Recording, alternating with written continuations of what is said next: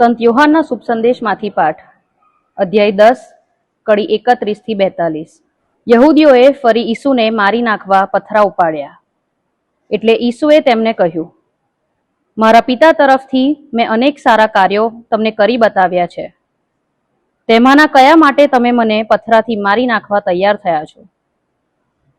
યહૂદીઓએ જવાબ આપ્યો, અમે તમને કોઈ સારા કામ માટે મારતા નથી, પણ ઈશ્વર નિંદા માટે જ મારીએ છીએ.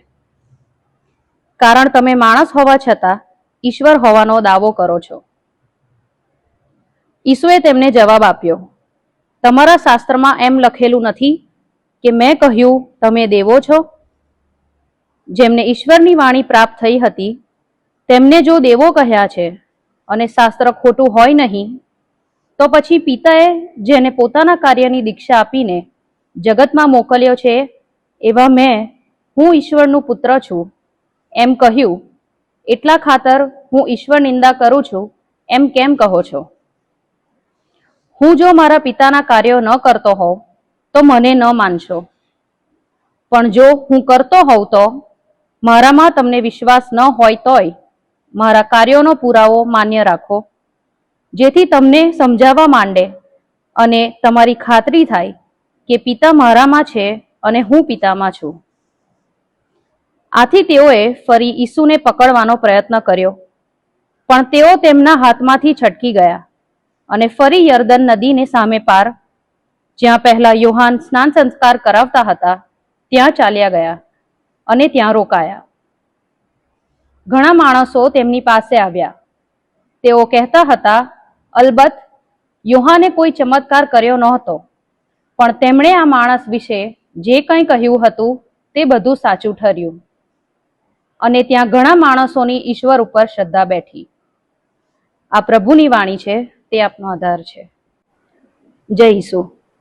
શું તમે ક્યારેય કોઈ સ્પષ્ટ બાબતને અવગણી છે, ફક્ત એટલા માટે કે તમે તેના પર વિશ્વાસ કરવા માંગતા ન હતા? આજના શુભ સંદેશમાં ઈસુ ખ્રિસ્ત એવા લોકોથી ઘેરાયેલા છે જેમણે તેમના ચમત્કારો, તેમનો પ્રેમ, તેમનો ઉપચાર, તેમની ભલાઈ જોઈ લીધા છે, અને છતાં તેઓ હજુ પણ તેમના પર વિશ્વાસ કરવાનો ઇનકાર કરે છે. એટલા માટે નહીં કે પૂરતા પુરાવા નથી, પરંતુ એટલા માટે કે તેમને સ્વીકારવાથી તેઓ જે વિચારે છે અને માને છે તેને પડકારવામાં આવશે. અને પ્રામાણિકપણે આપણે એટલા અલગ નથી. ક્યારેક આપણે મોટા નાટકીય સંકેતોમાં ભગવાનને શોધીએ છીએ, કંઈક સ્પષ્ટ, કંઈક નિર્વિવાદ. પરંતુ ભગવાન ઘણીવાર સરળ રીતે દેખાય છે. મિત્રના દયાળુ શબ્દમાં, કોઈને માફ કરવાનું પસંદ કરવામાં, મુશ્કેલ હોય ત્યારે ધીરજ રાખવામાં, અથવા કોઈ જોતું ન હોય ત્યારે યોગ્ય કાર્ય કરવામાં, વગેરે વગેરે.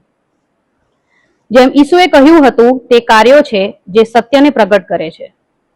પ્રશ્ન એ છે કે શું આપણે ધ્યાન આપી રહ્યા છીએ? બીજી એક શક્તિશાળી વાત એ છે કે ઈસુ કોઈને પણ વિશ્વાસ કરવા દબાણ કરતા નથી. તે લોકોને દૂર જવા દે છે, પરંતુ પછી શાંત જગ્યાએ અન્ય લોકો તેમનામાં મુક્તપણે વિશ્વાસ કરવા આવે છે. આ રીતે શ્રદ્ધા કાર્ય કરે છે.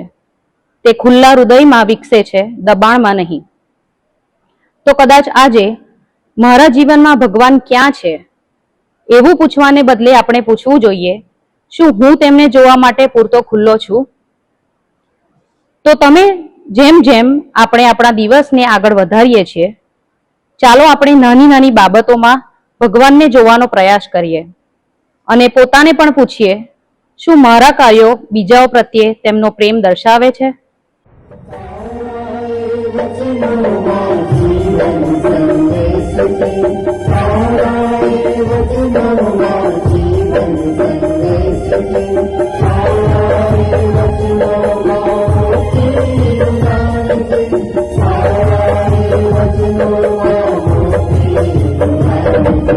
સંસારી સંસાર